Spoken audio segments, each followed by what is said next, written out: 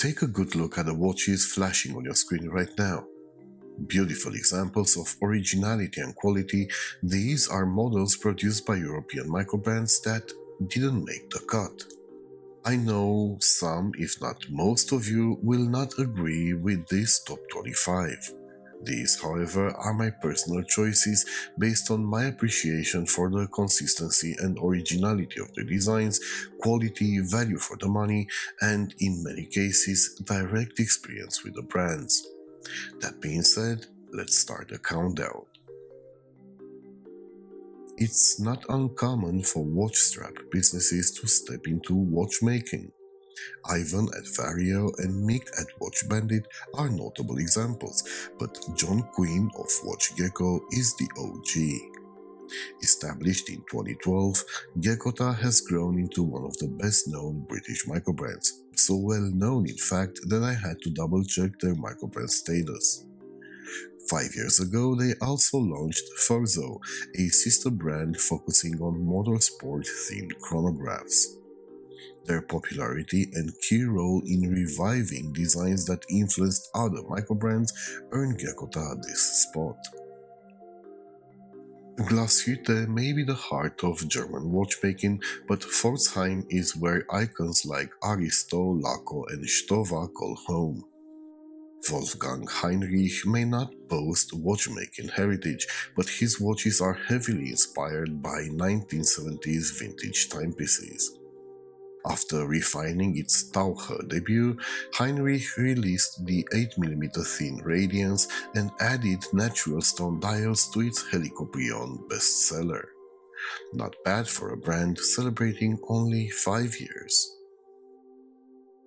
With pan-European DNA stretching from Turkey to Scotland, Batavi, in my opinion, lacks a coherent design approach, instead successfully chasing trends. Their recent Marina launch, with vibrant, glassy colors, aptly shows this adaptability to the latest design tendencies. A long-forgotten promise to review one of their watches has kept me from assessing their build quality, so I cannot rank them higher than 23. Designed in Sweden and built in Germany, Nezumi timepieces are a true expression of their creator's personality. David Campo expertly navigates the line between commercial success and selling out, with designs that both reflect his passion for vintage style while covering all bases for discerning collectors.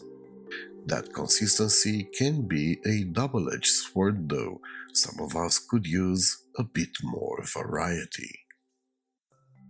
Exuberant, unbridled enthusiasm is what Pedral brings to the table. Managing to mix Batavi's adaptability to trends with Nezumi's design language consistency, Pedral is just a couple of watches away from fulfilling its immense potential. Its deceptive newcomer status keeps Kevin's brand near the bottom of the top, but two successful Kickstarter campaigns mark the first steps of a journey I'm sure will continue triumphantly. Fitting given the name of their upcoming model. Heritage is the last thing you'd associate with microbrands, so Time Factors is an outlier. Gaining huge prestige for building the watch that conquered Everest, Smith was the last company to produce watches in England on a large scale before ceasing operation in 1980. 21 years later, Eddie Platts revived the legend, but it would be reductive to only mention Smith. Other British watchmaking icons like Precista and Sewells were also salvaged by Time Factors, while Eddie's collaboration with legend Walter Fricker on the original Dreadnought has inspired dozens of divers since its launch nearly 25 years ago. This is Aurora. Long time ago, upon first glance, I thought it's just a run-of-the-mill utility watch. So why does it cost €1,500? As my eyes focused on the dial's details, stupefaction turned to enthusiasm as I began to realize this is a unique watch. Look it up. Aurora alone would justify Gavok's place here, but their diverse catalog, including pieces like Longitude and Legacy, goes on to prove their diversity and great value for money. Watchmaking and sports have always had a special connection. Tennis, golf, Formula One, chess? It's fitting that the man tying his brand to the black and white sport hails from Norway, home of the chess goat Magnus Carlsen. Oyvind von Doren, who by the way directed an award-winning documentary on the prodigy Magnus, offers playful creations worthy of normals at a fraction of the cost, alongside refined timepieces for eclectic collectors, and is a case study of the recent success of Scandinavian watchmakers. Speaking of the Scandinavian Revolution, there might be no better brand to showcase it than Henry Archer.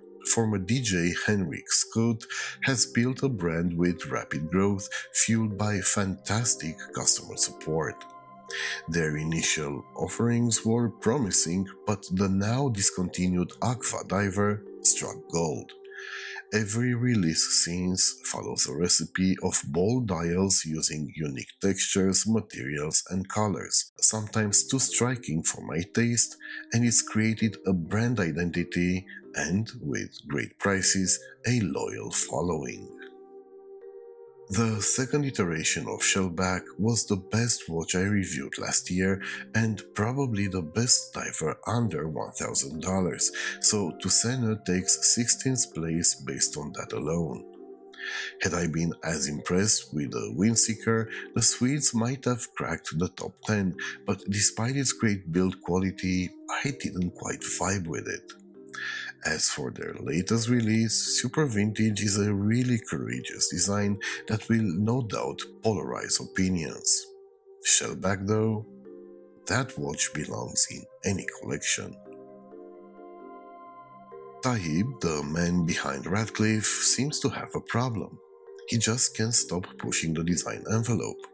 It started a couple of years ago with the launch of Le Dom, and going from a run-of-the-mill microbrand to announcing a chiming timepiece in months instead of decades is a wild journey. After watching an early Le Dom review, I was a bit worried about its build quality, but rave customer reviews suggest those prototype kings must have been fixed. They offer generous slices of Italian flair, and they certainly look pricier than they are, yet Echonoitra watches are bizarrely underrated. I hope their latest release, Rivanera, fares better than their other models, but I held the same hope for the outrageously overspec'd Cristallo, and it seems I was wrong. I don't know what's going on. Originality, quality, they're there, but their marketing approach seems to miss something. Some brands hit a sweet spot and milk it with derivative designs. Others use their notoriety to explore new avenues. Stratton built a solid reputation of offering handsome, well-priced, vintage-inspired motorsport chronographs, so when Kyle launched Signum, nobody could have predicted it might actually eclipse Stratton. Boasting outstanding nighttime legibility and pioneering exotic dials, Signum's divers and field watches took the microbrand world by storm, possibly transforming the side hustle into the main business. From a legend behind two brands to a brand with just two models, Studio Underdog's place is unquestionable. I wish their huge success spurred more releases, but their iconic chronograph sells out in seconds, so they can't be blamed for milking it for as long as possible. The rebel in me wants to call them a marketing gimmick, but after experiencing one in the metal, I reluctantly must admit the hype is warranted. Not so sure the hype around men is warranted, especially when the reviewer constantly praising them is Nico Leonard, the James Cordon of watches, whose objectivity gets even more questionable given his collaboration with the brand.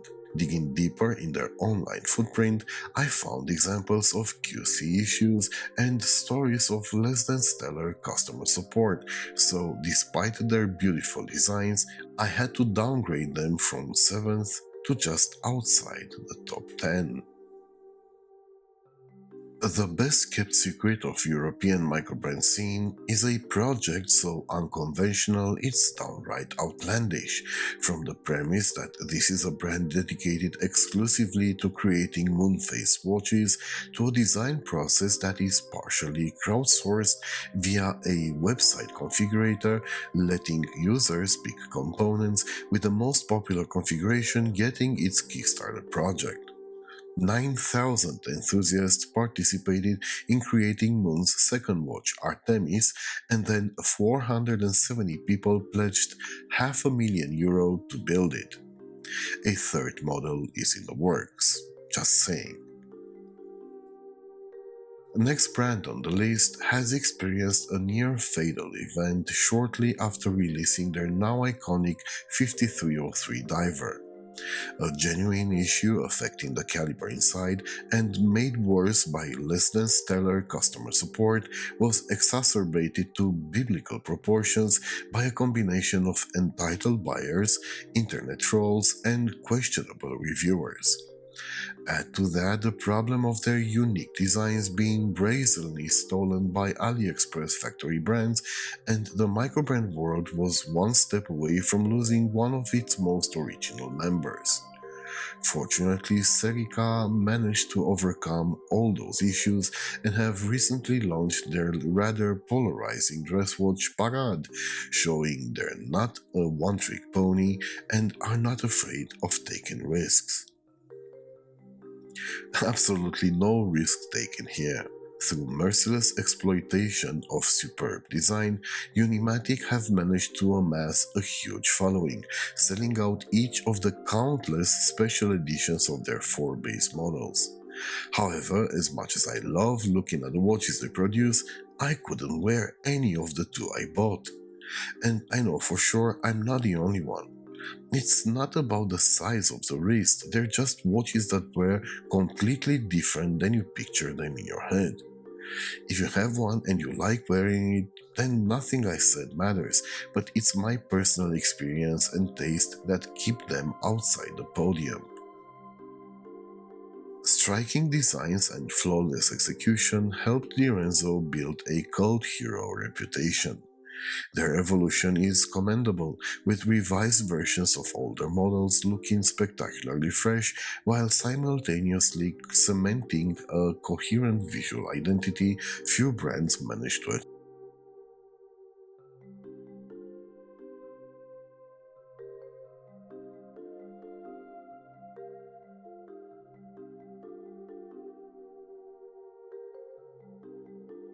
What derivative?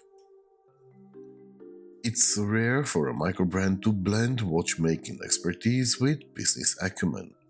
A certified watchmaker with an impressive resume partnered with an affluent, savvy professional, creating a brand that took the scene by storm. On the back of the biggest marketing push I've seen from a microbrand, Flan Magi have created one of the most successful campaigns in Kickstarter's history. Then, silence. No more paid reviews, just 2 more models, each better than the last, letting word of mouth from a large customer base do the advertising. Before moving on to top 5, I wanted to put out a disclaimer. I am well aware that the cost of many of the watches in this video exceeds $1,000 outside the general scope of this channel. So let me know in the comments if the idea of further hierarchies exploring different price points is an appealing idea. And now let's meet the top 5 European microbrands, the stratosphere of what the old world brings to the microbrand scene, with brands that, with one notable exception, have such outputs and such popularity that their micro status has become questionable. It's easy to forget now when everybody else is doing it, but for much of this decade, Farah were ahead of the curve with their use of pastel colors and bold textures. They remain one of the most influential microbrands, but recent blandish releases seem to have dulled their trendsetter reputation. They've announced a mid-August release, and I'm curious if they'll start making some bolder choices to stay ahead of the competition. I had to double check this information, and most sources say Baltic is indeed the second most popular microbrand worldwide. For a business under 10 years old, that's mind blowing, but well deserved. Ever since launching HMS and Bicompacts, Baltic has nailed vintage inspired design, solid build quality, and great prices, improving with each release, but it's the Aquascuff that might just be the world's best selling microbrand collection. It's 2016 and the two brothers running Formex, short for French Formex, consider selling it. Longtime collaborators, the Granito family see its potential, especially its patented case suspension system, and moving quickly. Fast forward a couple of years to the moment Rafael Granito and his team launched Essence on Kickstarter, the Giada watch that would eventually elevate Formex to the pinnacle of independent watchmaking. One lesser known fact is that Granito family owned companies Dexel, Hardware, and Cadranor dials create a close production loop that delivers unmatched quality for the price, supporting Formex innovative designs. No, Christopher Ward is not the best European microbrand in 2025, though they have a strong case. Like Zelos in my Australasian top 25, it's not their affordable timepieces but their special projects, matching Swiss brands' expertise at 10 times the price that shine. Aspirational in every sense, Christopher Ward's roster is so vast and varied it would let an affluent watch enthusiast spend $50,000 in their online store and get a complete eclectic one brand collection. Just a short couple of years ago, Isotope were known for their unique Hydrium range. Quirky sports watches with bright contrasting colors accentuating unique dials. Great value, fresh designs, not a podium contender. Then Mercury happened, the best looking completely original watch of 2024, not just among microbrands but overall. A year later, Moonshot happened, repeating the feat. This is the hill I'm dying on. Isotope is currently the best microbrand in the world, and here's an interesting proposition. Add to the mix the Flyaway sports watch, and you've got this original, exclusive, beautiful 4 watch collection covering all bases for less than the price of a goddamn Submariner. Let that sink in. Thank you for watching. See you soon.